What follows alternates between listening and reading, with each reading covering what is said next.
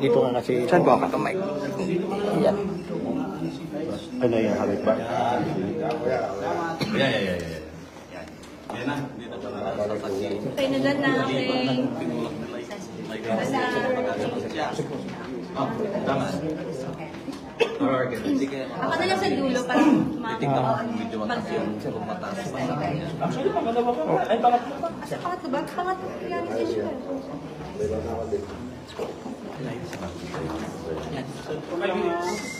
Five minutes. Sige lang ba? Load ang pause eh.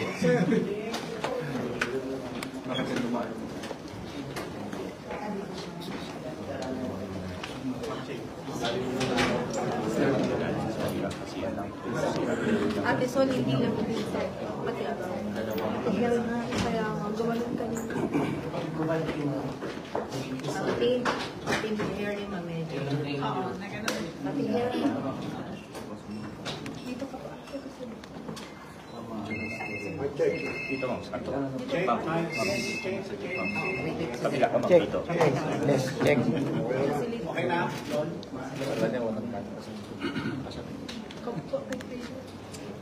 Kita na ng Christmas tree. Cute na lang. Ayaw mo. Bakit diba? Buka! Adalan mo na siya. Benta ka lang. Ah, okay. Dito pa siya magagaling. Sila para bayan nila yung Sige po. Na-set na. wow, bongga naman yung may mic stand. Oo nga eh. Iba rin, no? Ay, bari hindi yung prepare. Hindi masyadong prepared. Patayin ko. Okay, okay naman. Relax na siya. Okay. Oh, Ikaw mawas to, relax na. Ha? Saan? Ayun nga. Ganun lang para ubusin. Jace, after yung papaalam ko na nga, Alin? sa OVP anniversary, sisingin ko na doon yung house sharing. Yung sharing ba? Yung kay OVP, tapos yung relief muna. Ubusin muna anything about OVP. Na institution. Tapos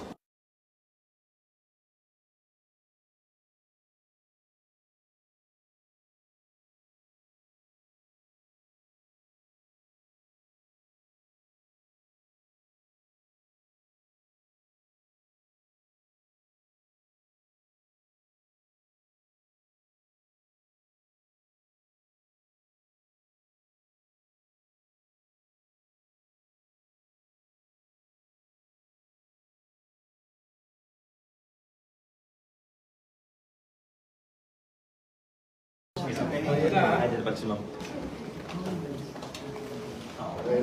Morning po, Ma'am. Sukat ni Ma'am. Happy anniversary po. Thank you for joining us for the 89th anniversary of the Office of the Vice President. Yes, ma'am. First question? First question?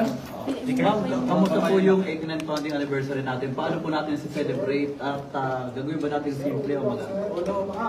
Simple lang yung celebration natin for the 89th founding anniversary ng Office of the Vice President ngayong taon dahil nahatid kasi yung attention ng opisina dahil sa apat na bagyo na dadaan dito sa ating bansa. So, kanina nakita natin na yun yung simple program namin dito sa opisina.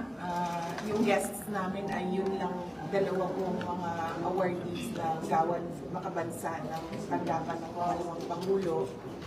Gusto namin i-highlight yung mga kwento nila ng patriotism at pagmamahal sa kapwa.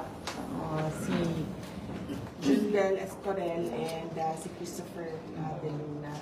Sila yung mga special guests namin sa aming anniversary program. Yung mga satellite offices naman namin, meron silang mga hinanda na mga activity projects sa areas ng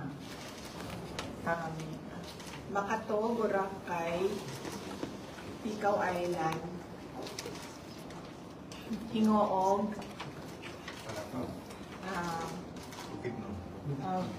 Talakag, Bukidnon, Lingayen, wala. Ulit. Okay. Sa Butig, sa San Fernando, sa Batuan, sa Mayoayo, sa Hingoog, sa Dulag, sa Makato, sa Malay, sa Lingayen, Talakad, Isabela City, at sa National Capital Region, kasama na ang Ifugao. So, sa susunod na linggo, lahat yon ay pupuntahan namin para gawin yung mga OVP Thanksgiving 89th anniversary. Mabalang question lang po, wala po bang mga iba pang kaalyado o kilalang tao na nagpaabot din ng pagbati ngayong anniversary ng OVP? At saka ba't po wala po pumuntang iba? Kaya nga sabi ko, simple lang yung celebration namin. Unang-una dahil 89th anniversary lang ito at mas pinaghahandaan namin ang 90th anniversary sa susunod na taon na plano namin. Imbitahin yung mga nakaraang mga pangalawang pangulo. At nahati nga talaga kasi yung atensyon ng opisina dahil marami sa mga kababayan natin ang nasa evacuation centers dahil sa bagyo. So, ginawa namin simple na lang para mas marami yung mga personnel ng Office of the Vice President tumulong sa Disaster Operations Center. Ma'am, ano na lang po paghahanda ng OVP po ngayong may bagyong Pipito? Opo. Yes, oo. Kung ano, sinabihan ko na yung aming Disaster Operations Center, kung ano man yung naiwan na budget para sa November at December at ready na ipamigay, ibigay na siya sa mga areas na hindi ma-serve ng national government offices. So, unahin muna natin yung DSWD, yung local government units. Tapos kung meron pang mga areas na hindi na naabot or hindi na bigyan, doon kami tutulong para nabibigyan lahat ng mga kababayan natin na nangangailangan. Ma'am, sorry. Ano yung mga ibibigay natin, ma'am, doon sa mga affected natin? Meron kaming relief box, non-food items ito, usually na ginagamit, banig, yung mga personal necessities, yung mga ganon. And then meron din kaming food box, laman naman ito ay bigas at iba pang mga candies. Okay. Ma'am, yesterday, last Wednesday at the Senate, right after that, dumiretso po kayo sa Congress for the FADCOM. Bakit po bigla kayong napasugod doon? Yes, after nung Senate budget hearing, pumunta ako sa House of Representatives. Sinamahan ko si dating Pangulong Rodrigo Duterte sa pag-attend niya sa hearing ng FADCOM. Ma'am, you were there until it finished. How was it po? Kasi may nakuhanan ka ng video na kumaganyan ka na, iba-iba na reaction. So, how was it po? How was it witnessing the hearing? Pagod talaga ako nung araw na yon dahil hindi kasi namin alam kung anong mangyayari sa budget hearing. So, buong the day before, at noong umaga na yon, naghahanda kami para sa Senate budget hearing. So, medyo pagod ako. Nandun ako kasi, yes, sinamahan ko si dating Pangulong Rodrigo Duterte, and usually kasi hindi siya nakikinig sa mga kasama niya. So, humingi sila ng tulong sa akin na kung ano isabi, pagsabihan. So did you do that, ma'am? Humingi ng tulong, tapos did you approach him to tell him what it's supposed to be, Doon lang sa sinabi nung kasama niya na 6 a.m. pa, gising. Nagsimula yung araw niya 6 a.m. and mga around 10:30 p.m. na ata yun. Sinabi nung na baka low blood sugar na, so ay hindi ko makain. So, nagpaalam ako na excuse na lang siya, but ayaw niya, pero maniwala naman siya nung sinabihan namin siya na kumain na muna siya. Pero ma'am, how was it po? Kasi earlier the Senate, you said you don't expect a fair trial for their hearing po for the President. Kayo, you were there mismo. So how was it po? Well, as a lawyer, hindi mo na talaga maintindihan kung ano ang rules na ginagamit sa mga hearings, no? And they use inquiry and investigation interchangeably. So hindi mo alam if it's an inquiry, you're a research person, if it's an investigation, you're a witness or an accused. So saksak sinagol na kung sa Bisaya ang nagapanghitabo. Okay. Right. Ma'am, sorry, last na po. Sige pa. Ma'am, may mga kumalat na video. The President asked you, I think when you were about to leave Napudatan, na how was his performance from 1 to 10? What was your answer to him, maybe? Sabi niya, kumusta yung performance ko? And I said, the best dramatic actor. So, after rating from 1 to 10, sabi ko, you're a 12. But you mean it. He was really at 12 now. Oh, yes. Ma'am, bakit best dramatic actor? Kayo na lang yung umintin naman sa ginagawa niya eh. Right. Ma'am, Okay, thanks. Right. Ma'am, I know na of course you were there at the hearing. Of course, nandun din yung kaliban, si former Senator Trillanes. Well, of course, hindi ko siya karibal. Saan ko siya karibal?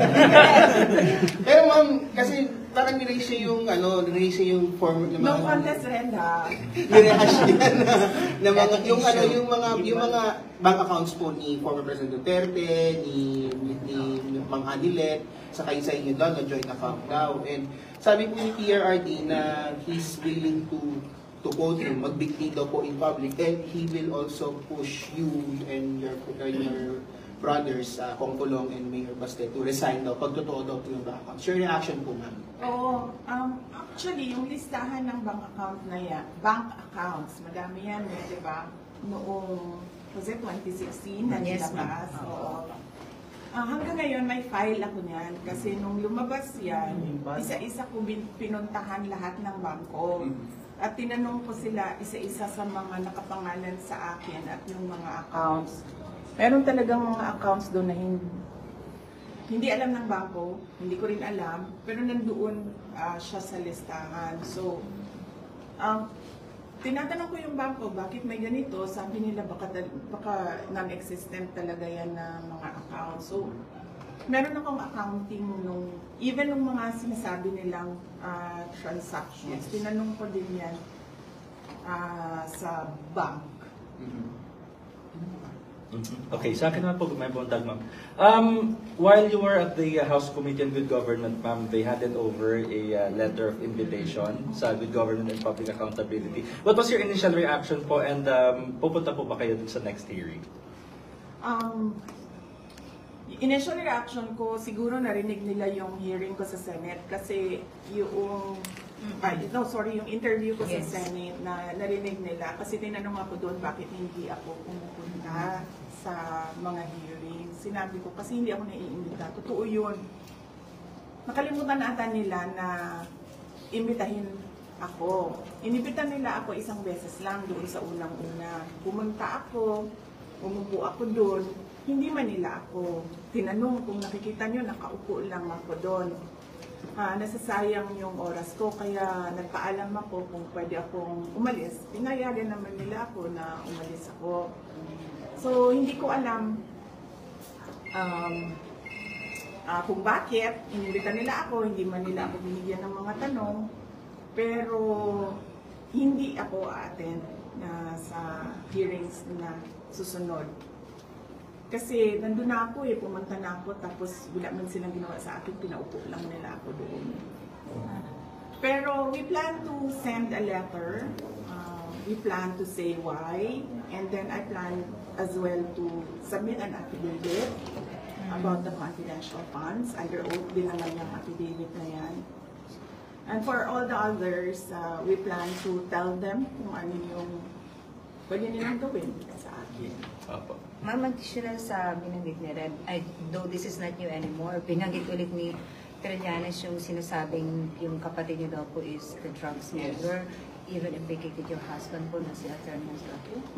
What's your take on this one? Siguro mas maayo kung sila na lang ang ato ang patubagon ni Ana. Sila na lang ang pasagutin natin, si Congressman Pulong Duterte and si Attorney Manasseh Escardo. I'm sorry, I have to ask this. Sinabi ni Presidente sa hearing na, sige bukas na mag-imbestiga ng ICC. Are you worried about this thing nagpalabas na rin ang Malacanang saying na if the president will surrender himself, parang wala na rin silang magagawa. It's best to be answered by the lawyers. Meron din akong lawyer sa ICC, but hindi kami nagkausap kasi after nung hearing. So hindi ko alam kung anong way forward nitong ICC. Pero you think, ma'am, the family has to prepare doon sa naging statement ni Presidente? I mean, the PRRD. Siya siguro ang dapat maganda. Sa akin, wala pa naman eh. Sabi ng mga tinatanong namin, wala naman ako doon sa complaint, wala pa ako doon sa investigation, wala pa lahat. Thank you, ma'am. May question.